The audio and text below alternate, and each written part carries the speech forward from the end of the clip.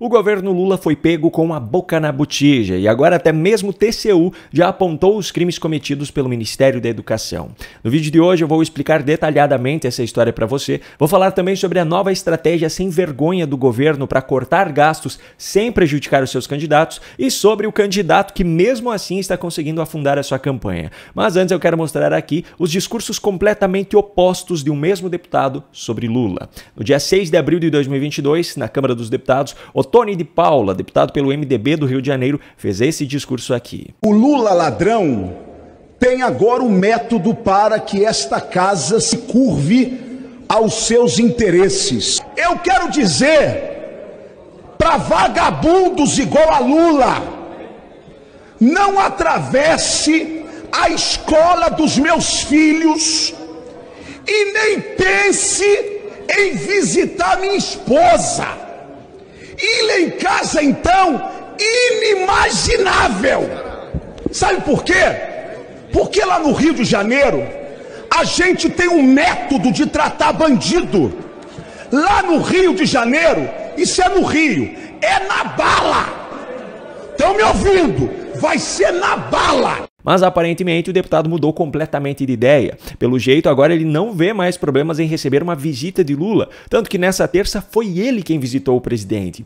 Em mais uma de suas jogadas para tentar se aproximar do público e dos parlamentares evangélicos, Lula sancionou nessa terça, dia 15, a Lei nº 14.998, que institui o dia 9 de junho como o Dia Nacional da Música Gospel. O deputado Ottoni de Paula esteve presente na reunião no Palácio do Planalto e se sentiu tão confortável na presença de Lula que até cantou uma música e abraçou o presidente. Sou pequeno demais, me dá. Presidente Lula. Presidente Lula.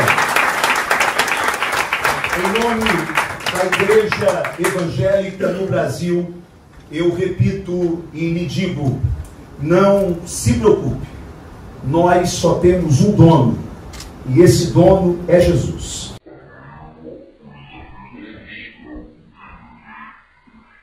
E por falar em mudanças, o governo Lula parece ter se dado conta de que, mesmo tendo sugado tudo o que era possível para aumentar a arrecadação, o cumprimento das metas fiscais ainda está muito distante. O foco agora, pelo que foi sinalizado por Simone Tebet, será no corte de gastos. Obviamente, em um governo petista, isso não seria através de redução dessa estrutura inchada do Estado. Então, os alvos serão os benefícios como abono salarial, seguro-desemprego e o benefício de prestação continuada, o BPC. Chegou a hora para levar a sério a revisão de gastos estrutural no Brasil.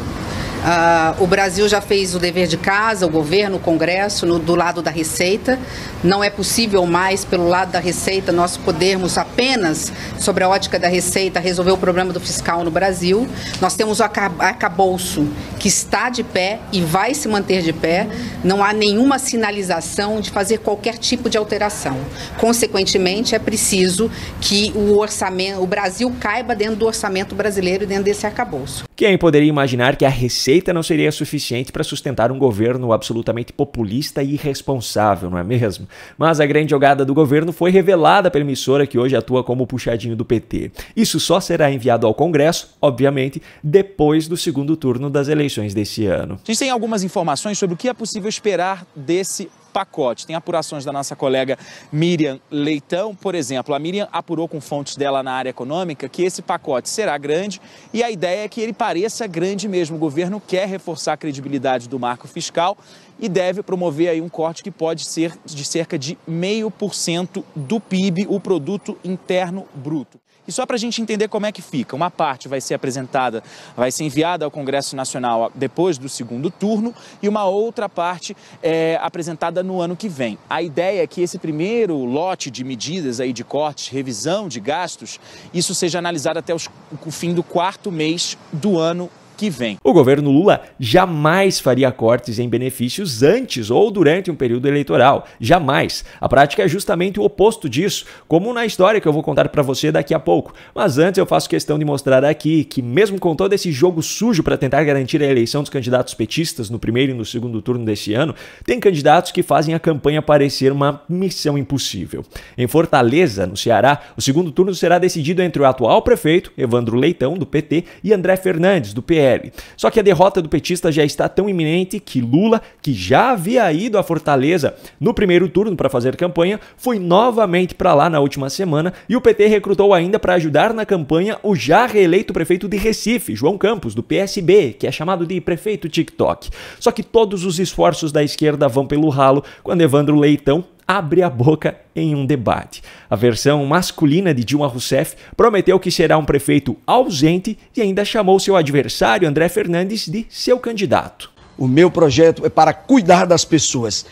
Eu tenho experiência, diferente do meu candidato, que não tem experiência. O meu candidato é aquele que defende arma, é aquele que esconde o Bolsonaro. O fortalezense elegendo o senhor este ano, o que é que ele vai sentir de diferente no primeiro mês do seu mandato? Um prefeito ausente, um prefeito que estará ausente no dia a dia das comunidades, dos bairros, um prefeito onde irá escutar, ouvir, dialogar com a população. Mas, infelizmente, as brincadeiras desse vídeo acabam por aqui, porque o que eu tenho para mostrar agora é muito sério.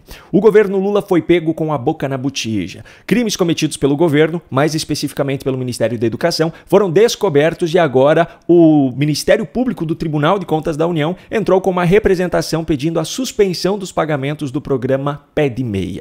Me permita explicar essa história para você. Veio à tona através de uma matéria publicada pelo UOL 2 dias atrás o fato de que o governo Lula, mesmo sem autorização do Congresso, pagou 3 bilhões de reais a estudantes beneficiados pelo programa Pé de Meia entre março e outubro de 2024. Só que essa prática violou várias leis, inclusive a que instituiu o próprio programa, a Lei número 14.818, de 16 de janeiro de 2024. Em seu artigo 15º, essa lei determina que, abro aspas, as eventuais despesas decorrentes do disposto nessa lei serão de natureza discricionária e ficarão sujeitas à disponibilidade orçamentária e financeira. Parágrafo 1º. O Poder Executivo deverá compatibilizar a quantidade de incentivos financeiros de que trata essa lei e de estudantes que o recebem com as dotações orçamentárias existentes. Fecho aspas. Inclusive, na hora de sancionar essa lei, Lula vetou esse trecho que eu acabei de ler, mas o Congresso Nacional derrubou o veto. Só que a violação não foi apenas a lei que instituiu o próprio programa. A Constituição Federal determina em seu artigo 167, inciso 1º, que, abro aspas, são vedados